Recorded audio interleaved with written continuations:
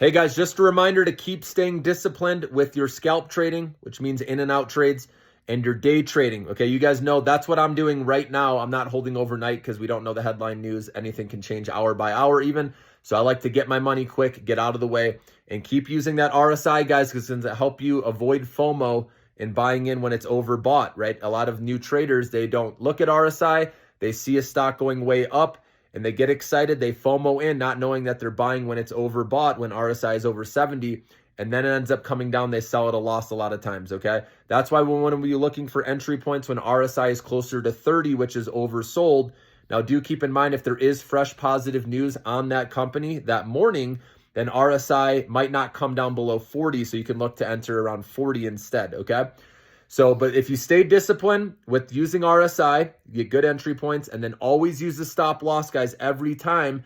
And when you're buying, when it's oversold, a lot of times it's closer to the lows of the morning, and that's where you can put your stop loss below the low. But remember to make sure you give it space, because there are a lot of fake outs today, guys, called liquidity grabs, where they stop people out and then they rip it higher.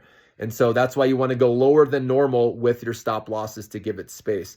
So, but the nice thing is if you do get that pop off oversold, which at some point, most of the time it happens, guys, that's where you trim immediately. You don't get greedy. You trim some of your shares, you raise your stop limit or stop loss. Doesn't matter which one you use, guys. Normally, it's not going to matter. A stop limit will guarantee it's going to only trigger at that limit price, whereas a stop loss could trigger at a different price if there's no buyers, if there's like heavy selling, for example, okay? And there's no buyers, then it could skip over your price and sell you out at a lower price with the stop loss. A stop limit will only sell you out at that price that you put in.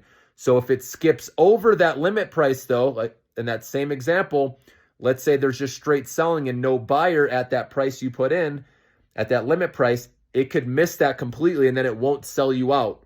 And then you have to go back in and do it yourself, okay? Whereas a stop loss will definitely sell you out, but it might be at a lower price than what you put in. Hopefully that makes sense. I've done videos on this in the past, but for those of you who are still confused. But anyways, when we buy at oversold levels, that gives us better entry points. We can get those gains, and then we trim, raise our stop limit. And the nice thing is we give it space. So if it wants to go higher, that's great. We can capture more of that profit.